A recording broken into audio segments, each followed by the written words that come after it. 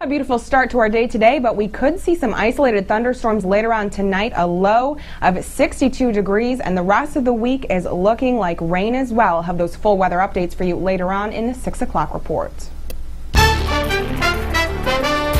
WVTT's top international story today. A judge in Nambia is delivering a ruling in a case that alleges 3 women were sterilized without their knowledge. The women, all carriers of HIV, say they were unaware that they were being sterilized during childbirth. They say their human rights have been violated and they're taking their doctors to court. CNN's Nekipile Mabus joins us now live from Johannesburg in South Africa. She was diagnosed with HIV. Thanks to anti-AIDS drugs, she gave birth to a healthy HIV-negative baby. But then the letters BTL appeared on her hospital passport. Bilateral tubal ligation is a form of sterilization. When I was in labor and about to give birth, she tells me through a translator, I was given documents to sign. I thought there were papers for the cesarean, but then the nurse said to me, I think they're going to close you. Doctors are taking advantage of them. Corina van Wyk is part of a team of lawyers suing the Namibian government on behalf of 18 women on grounds that public hospitals sterilize them without their informed consent. These cases that we've taken up are so severe that it cannot be reversed.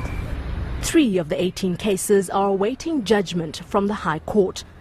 Human rights groups tell us the high-profile nature of the case currently before this court has done little to change the conduct of some healthcare workers here. More HIV-positive women claiming they have been forcibly sterilized are still coming forward. A study by an international NGO unearthed 40 cases in 3 of the country's regions.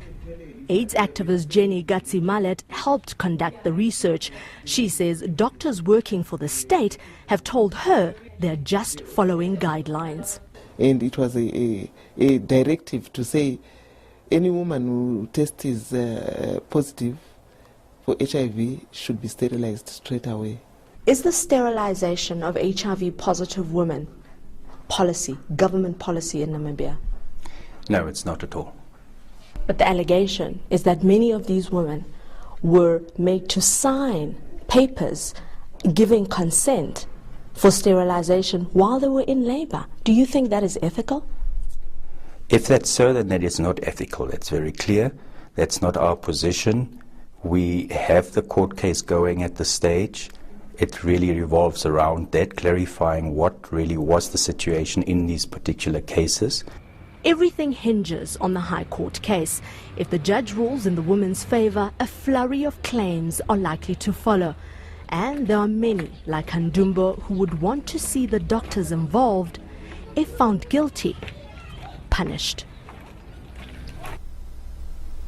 As Syria's opposition calls for international help in arming its rebels, the rebels appear to be at odds with another faction besides the government. CNN's Ivan Watson explains. On a windswept road, rebel fighters wait. Somewhere out of sight, a deal is being struck. When the call comes, the gunmen move. We are about to witness a prisoner exchange. We're now waiting for vehicles to approach, which we believe will be carrying 4 Sunni Muslim prisoners, the first part of this prisoner exchange. See over there? They're coming from the olive trees, says this rebel who's codenamed Anadan the Sniper. A short meeting at the crossroads and the sniper leads the van away. The van is full of Sunni Muslim prisoners. The man delivering them is a Shiite Muslim sheikh. The rebels, who are made up largely of members of Syria's Sunni Muslim majority, often accuse minority Shiite Muslims of collaborating with the government. Some fear this could lead to sectarian violence. All our lives we've lived peacefully as neighbors, says the sniper. This sectarianism is the work of the regime. The convoy reaches its destination and the Sunni prisoners pour out. It turns out there are 11 captives in all. Now free, they get a warm welcome, as does the Shiite leader. Locals invite him to stay for dinner, but he's clearly in a rush to leave, but not before getting a lecture from a Sunni rebel. Our daughters have married into your families and yours have married into ours, he says. But if you kidnap one of us, we'll kidnap 1,000 of you. You slap us once, we'll slap you 100 times. So why do you let the army shoot at us from your village?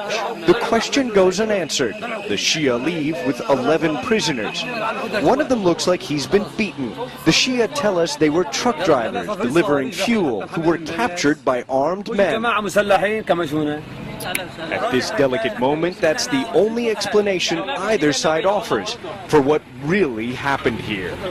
With a lot of hugs and kisses, the prisoner exchange appears to have been completed. The Shia driver and sheikh are about to take their people back home to their community. Diplomacy wins the day. For now, these Syrians have succeeded in avoiding the specter of a Syrian religious war. Ivan Watson, CNN, Kafr Hamra, Syria. A unity rally is being held tonight in a Mississippi town after an African-American couple wasn't allowed to get married at their church. Andrew Spencer has more on what happened.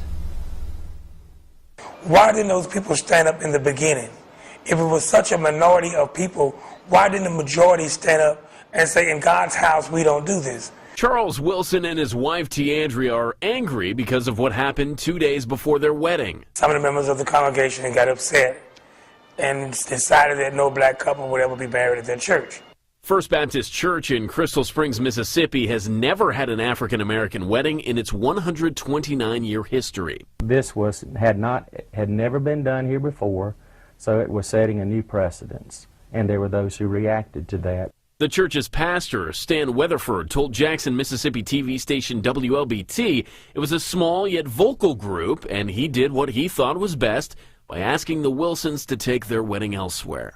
But I didn't want to have a controversy within the church, and I certainly didn't want a controversy to affect the wedding. Weatherford married the couple at a nearby church. I had dreams of having my wedding the way I wanted it, and I also dreamed of having it at the church. And unfortunately, it didn't happen. Some congregants said they hope the Wilsons and the church can move on.